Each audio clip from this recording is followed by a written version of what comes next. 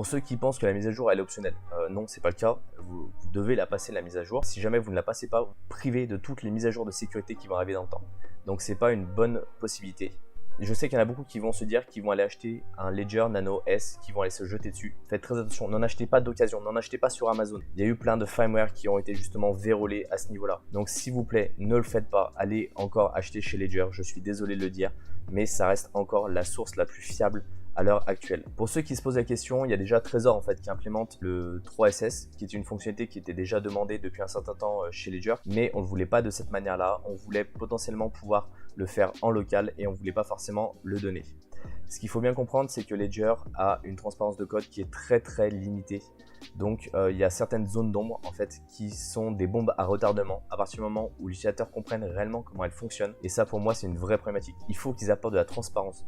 Je sais qu'on est dans un système qui est propriétaire, je sais qu'on est dans un système qui a du commerce, qu'on est économiquement voué à être compétitif, mais il faut absolument qu'ils apportent de la transparence pour arrêter d'avoir des bombes à retardement comme ça et qui demandent absolument l'avis à la communauté avant de se lancer dans des projets comme ça.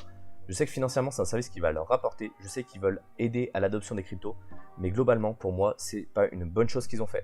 Surtout que grosse blague au niveau des assurances, mais ça c'est les assurances crypto qui valent un peu ça, c'est que vous êtes assuré à hauteur de 50 000 $ américains pour couvrir vos fonds en cas de compromission du Ledger Recover. C'est juste une grosse blague si vous êtes dans le secteur crypto, 50 000 $. Donc à un moment il faut être réaliste, soit vous proposez pas d'assurance et vous l'assumez jusqu'au bout parce que 50 000 $, c'est juste, j'ai pas envie de donner les mots pour éviter de me faire censurer la vidéo YouTube.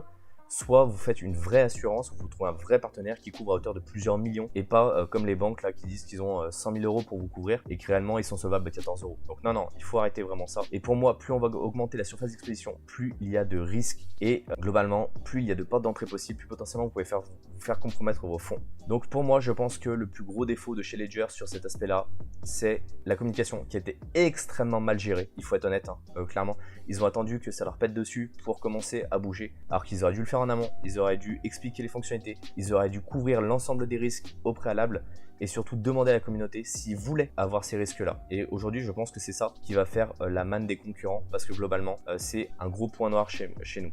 Après, je reste quand même assez mitigé sur l'aspect risque que ça peut apporter. Si vous avez une bonne hygiène en termes de cybersécurité et que vous n'activez pas cette fonctionnalité-là, globalement, il y a quand même peu de risques, mais globalement ça augmente votre niveau de risque, chose que je ne voulais pas forcément porter. Alors se dire direct tout de suite on part chez Trezor, on part chez Safepal, on part chez un autre, non, moi clairement c'est pas mon idée. Je pense qu'effectivement je vais commencer à splitter mes fonds chez d'autres fournisseurs de portefeuilles physiques, mais dans tous les cas je vous invite à faire de même parce qu'en fait on ne peut pas faire confiance dans une seule entité et ça particulièrement dans le secteur des crypto-monnaies.